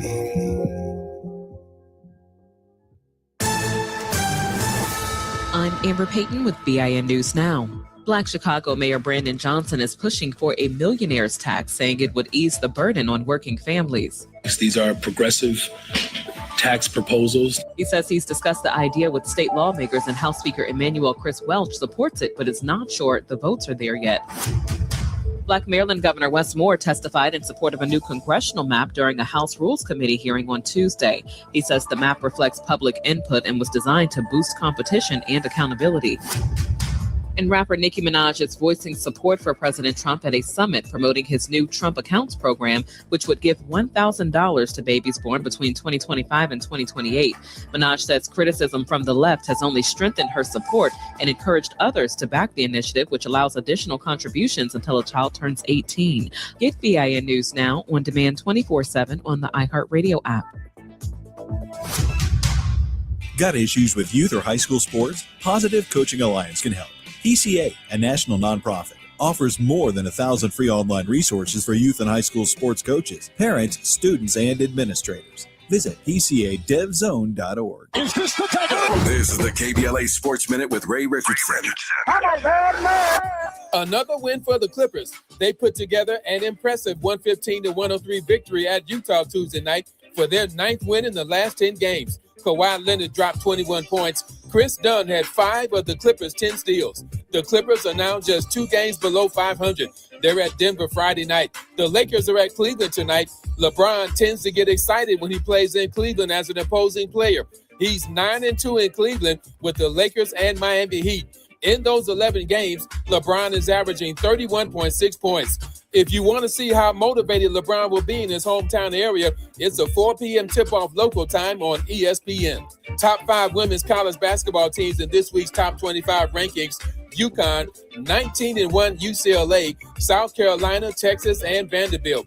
No debates, no speculation, just the info you need. That's your KBLA Sports Minute. I'm Ray Richardson on KBLA Talk 1580.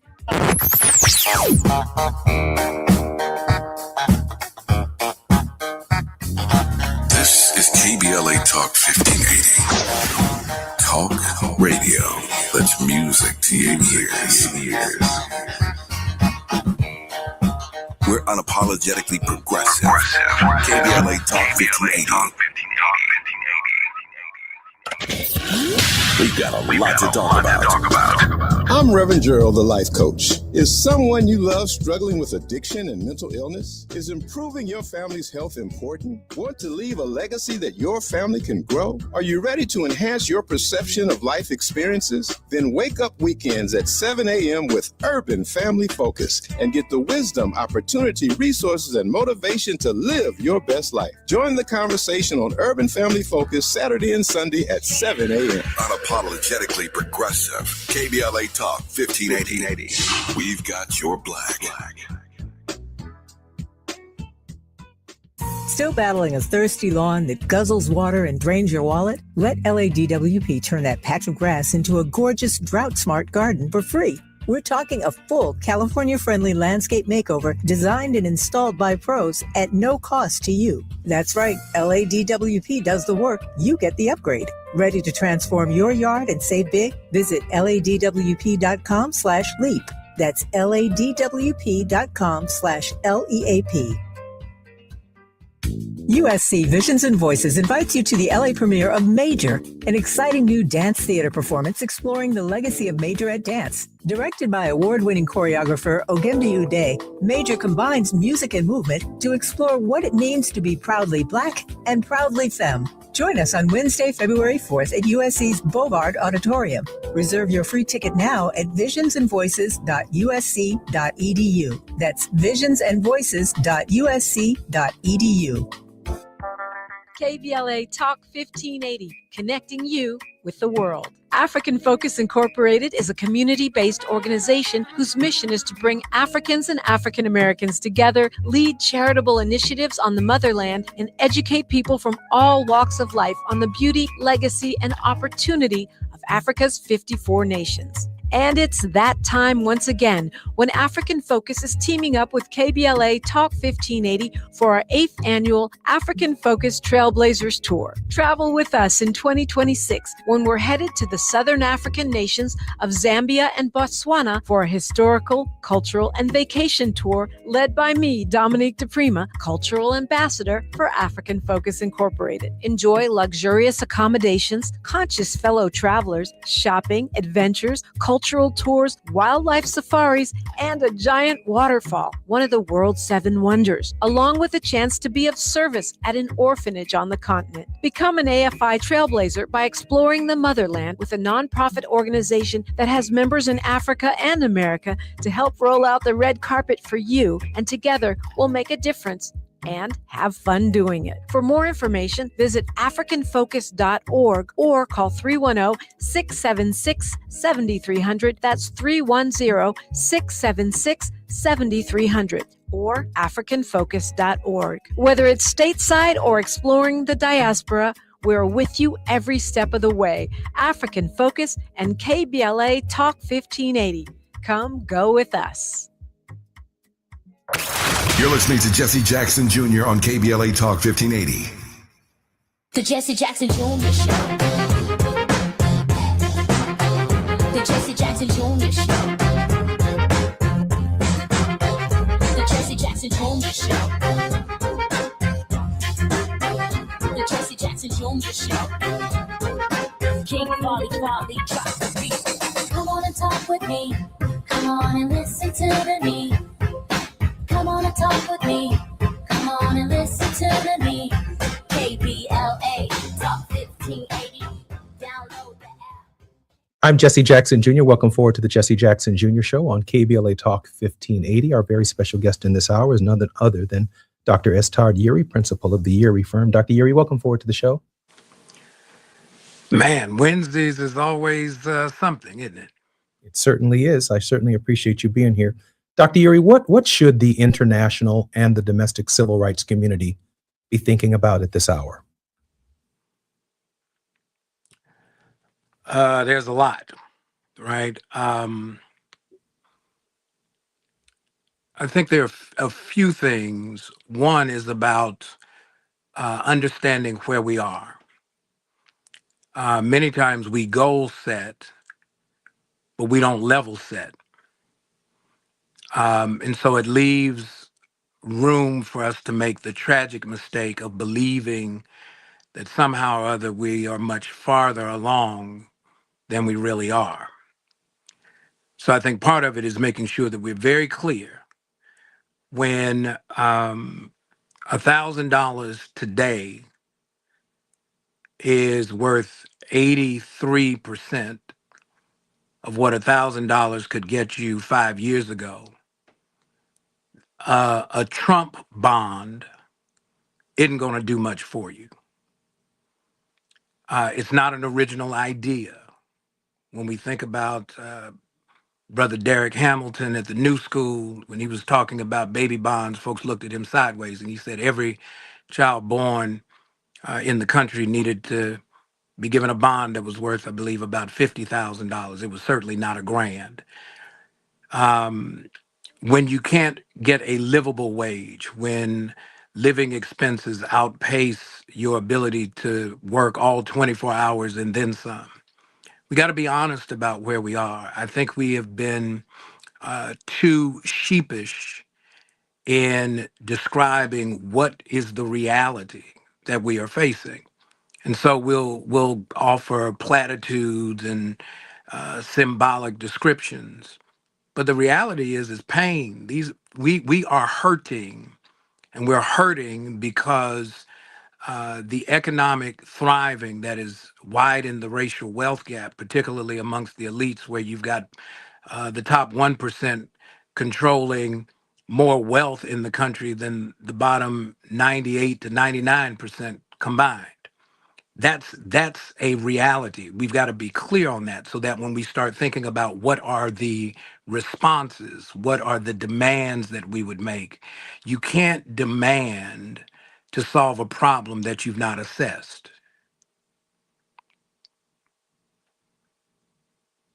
Dr. Yuri, one of the great challenges, of course, of the hour is the leadership or the perception of a leadership void in our community on these questions.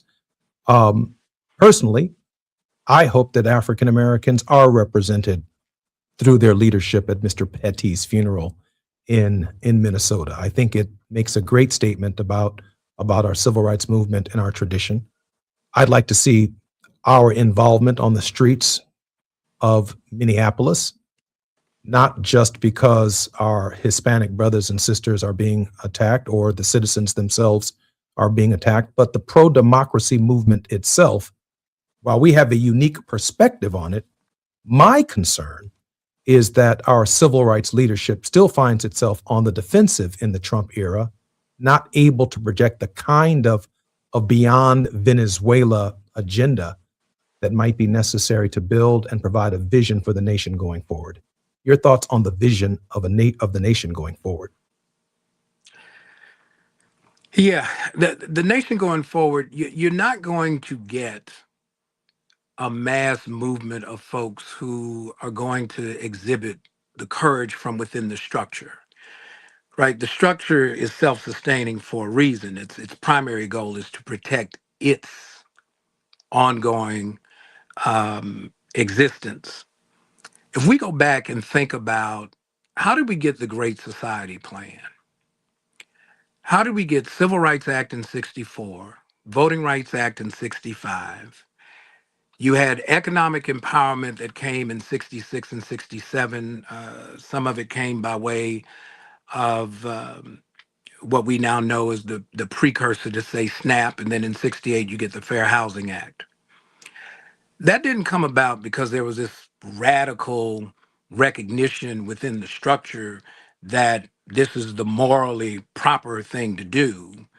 It was you figure out who's the person or the persons who would be the focus of the conversation, the pressure, if you will, the communication, so that they leverage their particular influence for that role to do what needs to be done. It would be, I don't think anybody would have ever thought that a Lyndon Baines Johnson would be the biggest proponent of the Great Society Plan and anti-poverty efforts in the 60s, any more than folks would have thought that John F. Kennedy would have been the first one to utter the words affirmative action in federal policy. And so I think we've got to be clear on we're not just looking for numbers, we're looking for true allies who is strategically positioned to help move this, because it's going to take some effort. And so when we consider the leadership question, who is there, we're looking for critical mass to get to the tipping point, so that that momentum that's starting with 50,000 in the streets of Minneapolis leverages the impact and influence of folks in other cities who are like-minded, so that even if you don't get the majority of the 330 million people to do it, you get such a groundswell of support that the momentum that would be generated would not soon be squelched. And so progress is the only place that we would be able to go. It is my sincere hope that that you emerge in this environment as someone who can provide the kind of national leadership that really brings people together across jurisdictions, not only in the South, but in the North, the East, and the West as well, because of the clarity that you bring to the subject matter and the historical knowledge and wherewithal. Let me ask a question about the church and its spirit energy at this hour. Is it your sense that the church is as active today on these questions of saving democracy as it was at the height of our movement in the 60s? And then we'll come forward with some final thoughts in the next segment. Active is hard to say. Committed to, I believe so. Every Wednesday morning, I have a call with my staff from the church. Many of my ministers are bivocational, and they often share their experience about what's going on around them. Some of them work in the public sector. And as the awareness of this reality, the current reality, that whiteness isn't Teflon anymore. It's not your Kevlar. When you see what you see in the streets of places like Minneapolis, I think the expansion of what justice really looks like is changing. And so the church is, I think, wrestling, and that's church broadly, not just African American congregations or the like, but all are kind of figuring out, all right, this is no longer just Black folks' problem. They killing everybody in these streets, and the church is sitting in a place where it must speak up, lest it become complicit in the murder of the people of God in real time. I'm Jesse Jackson Jr. You're listening to the Jesse Jackson Jr. Show on KBLA Talk 1580. Our very special guest in this hour is Dr. S. Todd Yeary, principal of the Yeary Firm. His work spans the entire country and the globe. A civil rights attorney and public policy advocate, Dr. Yeary holds a deep belief that honest dialogue creates opportunities to form strategic partnerships that strengthen families and communities. I'm Jesse Jackson Jr. You're listening to the Jesse Jackson Jr. Show on KBLA Talk 1580. More when we come forward on KBLA. While you're stuck in traffic, we can at least bring you up to speed on the news of the day. You're listening to Jesse Jackson Jr. only on KBLA Talk 1580.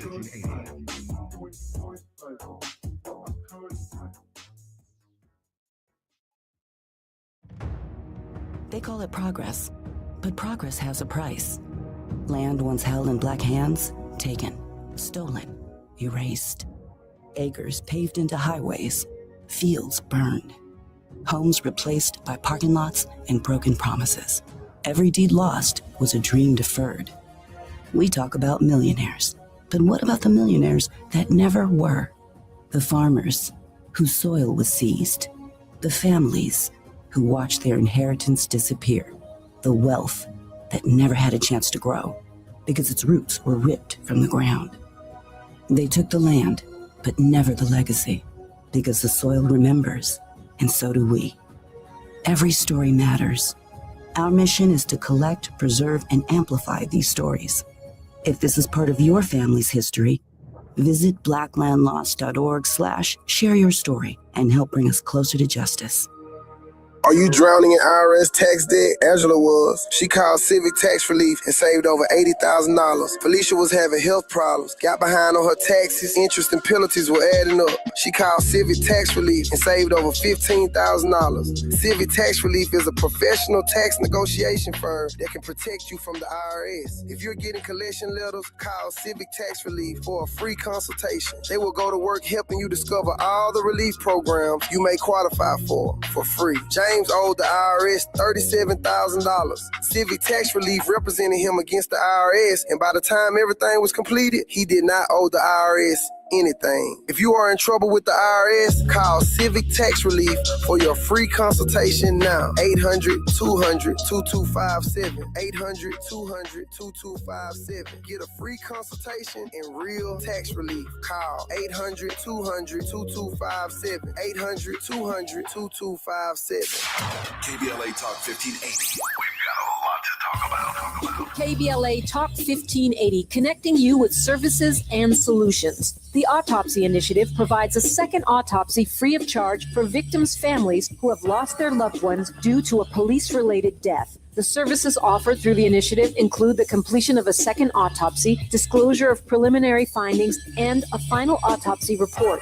A police-related death is when an individual is harmed by police officers using deadly force, which results in an individual's death. Police-related death includes in-custody deaths, including those that arise during contact with law enforcement officers during arrest, pursuit, booking, transport, or incarceration. The Autopsy Initiative has a team of board-certified pathologists on call. An autopsy request may be completed by anyone with a close relationship with the victim, which may include the victim's spouse, partner, relative, close friend, or lawyer. To request a free second autopsy for a victim of police violence, please visit knowyourrightscamp.com. That's knowyourrightscamp.com. Then click on Autopsy, then click on Request. At KBLA, we believe in justice for victims of police violence. We say their names, and we don't black down. This is a community call to action from KBLA Talk 1580. KBLA Talk 1580. We've got a lot to talk about. KBLA Talk 1580 is committed to self-care and community well-being. Walk Good LA was formed in June 2020, inspired by the Black Lives Matter movement and the beginning stages of the COVID-19 pandemic. What began as a few minutes of breath work and yoga meditation before protests against police brutality turned into a safe space for the community to heal in hard times. The immensely positive response from the community transformed the momentum into a movement. Today, Walk Good LA is a Black and Brown-led community wellness organization based in Los Angeles. They provide spaces for healing through community yoga classes, guided meditations, hikes, run clubs, and other activations throughout Los Angeles that attract hundreds of members weekly. With the help of Propel and Michael B. Jordan, they now have a yoga and wellness studio in Los Angeles called the Walk Good Yard. To join their mailing list and connect with healing spaces, please visit walkgoodla.org. That's walkgoodla.org. Or find them on Instagram at walkgoodla. This is a community call to action, a community call to healing from KBLA Talk 1580. Not everything announces itself. Some things simply arrive, and the room is compelled to adjust. This is grooming without apology, without noise, without compromise. Gods and money, organic formulations, clean precision, crafted for skin that does not ask for permission to be felt. Element Cream, a rare hydration layered like an oud at dusk, measured, enduring, unmistakably masculine, moisturizing oil, a quiet revolution, restoring what stress, climate, and time attempts to claim. This is not skincare. It is composure made visible. It is inevitability. Gods and money. exist impeccably. Discover the ritual at godsandmoney.com. That's godsandmoney, MONY.com.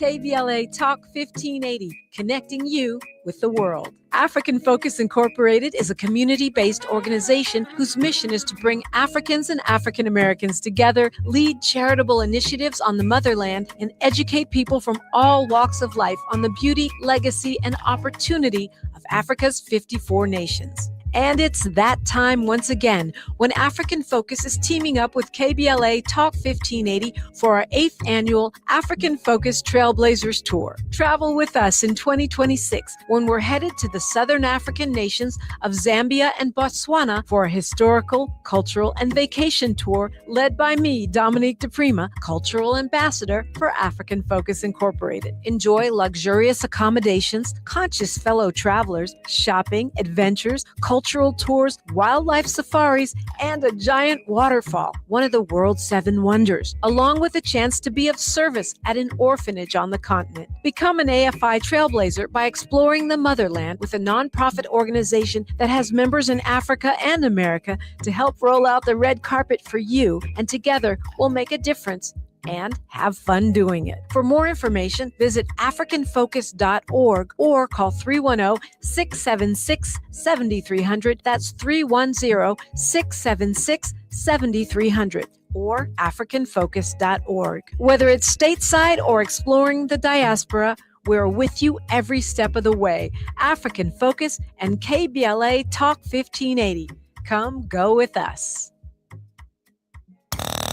Now back to more of Jesse Jackson Jr. on KBLA Talk 1580. The Jesse Jackson Jr. Show. The Jesse Jackson Jr. Show. The Jesse Jackson Jr. Show. The Jesse Jackson Jr. Show. King Wally drops the beat. Come on and talk with me. I'm Jesse Jackson Jr. Welcome forward to the Jesse Jackson Jr. Show. Come on and talk with me. Welcome. Dr. S. Todd Yeary is our regular contributor to get us over the hump on Wednesdays. Dr. Yeary, welcome forward to the Jesse Jackson Jr. Show.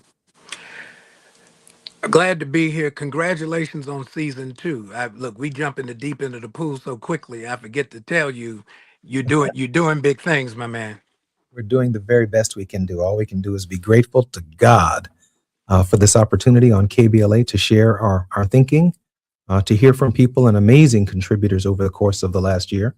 Of course, gratitude to our creator, Gina Towns, for the vision of the show, and our gratitude to Tavis Smiley for the faith that he has placed in us and the consistency within which we've tried to deliver a clear, concise, and accurate, but a truthful voice at a very difficult hour in the history of the United States.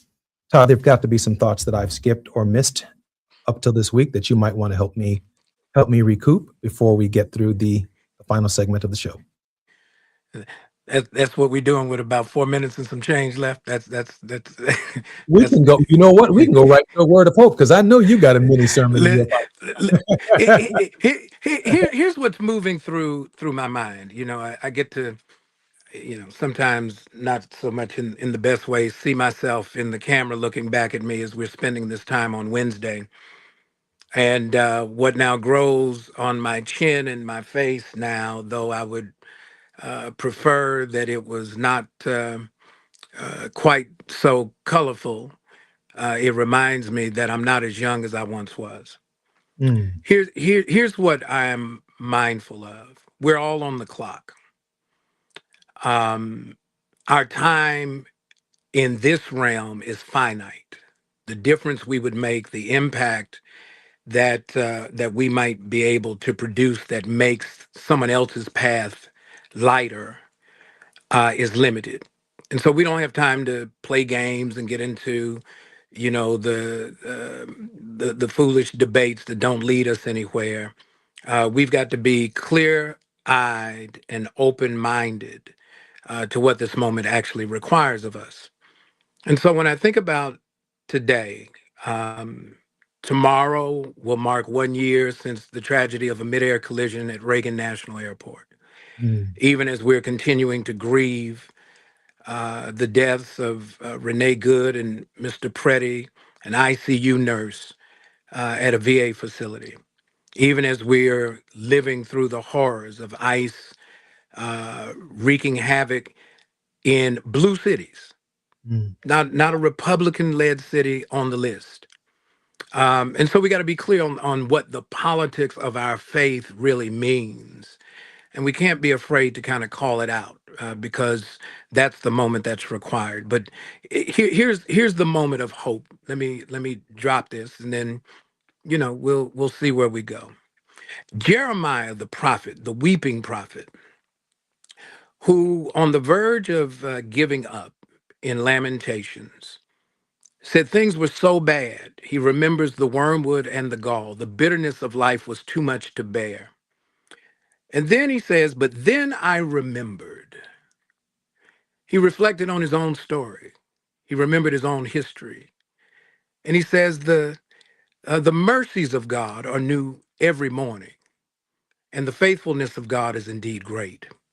And so God has spared us. God is keeping us to not get stuck in the frustration of the moment, but to embrace the power that the frustration can fuel if we would but tap into it. And so Jeremiah writes in chapter 6, God says, stand at the crossroads and see where the good way lies. Remember the ancient paths and walk in it, for there you will find rest for your souls. And the response from the people is, we will not walk in it.